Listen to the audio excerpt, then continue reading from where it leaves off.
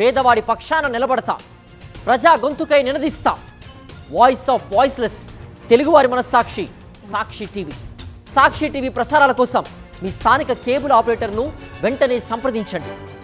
వైఎస్ఆర్సీపీ అధినేత వైఎస్ జగన్మోహన్ రెడ్డి పర్యటనలపై కూటమి ప్రభుత్వం కుట్రలు కొనసాగుతున్నాయి.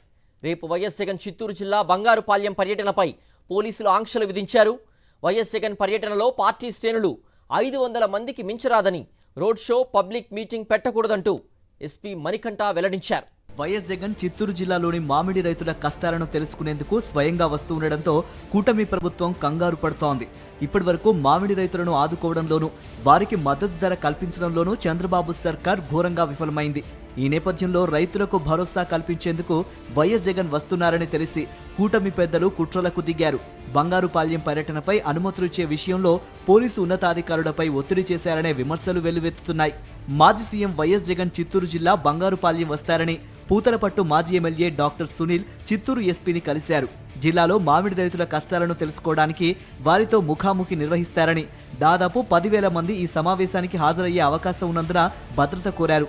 అయితే జగన్ పర్యటనకు ఆంక్షలు విధిస్తున్నట్లు చిత్తూరు జిల్లా ఎస్పీ మణికంఠ వెల్లడించారు. పర్యటనలో రోడ్డు షోలు, బహిరంగ సభలు నిర్వహించడానికి వీల్లేదన్నారు. జగన్ వచ్చే హెలిప్యాడ్ వద్ద 30 మందికే అనుమతి ఉంటుందన్నారు. బంగారుపాళ్యం మార్కెట్ యార్డ్లో రైతులతో ముఖాముఖి నిర్వహించడానికి 500 మంది రైతులకు మాత్రమే అనుమతిస్తున్నామన్నారు.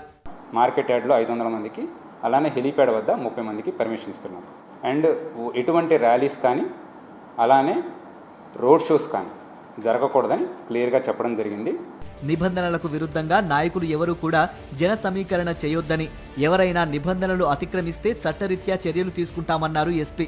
మరోవైపు హెలిప్యాడ్ చుట్టూ డబుల్ బారికేడ్లు, వైఎస్ జగన్ పర్యటన పూర్తయ్యే వరకు ఎలాంటి ఇబ్బందులు లేకుండా చూసుకోవడానికి నాయకులు సీసీ కెమెరాలు ఏర్పాటు చేసుకోవాలని సూచించారు.